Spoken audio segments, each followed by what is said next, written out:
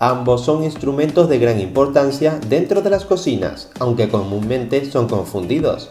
En primer caso tenemos la licuadora, que se encarga de triturar los ingredientes que se introducen en su interior, con el fin de que estos queden totalmente mezclados, dando lugar a una solución líquida o semilíquida, generalmente para elaborar salsa. Por otro lado, la batidora se encarga de añadir ciertos ingredientes, ya que este instrumento no tritura, sino que los integra en la mezcla. Es decir, si tenemos un puré y queremos añadir pimienta para darle más sabor, lo metemos en la batidora y así se reparte de forma homogénea por toda la sustancia.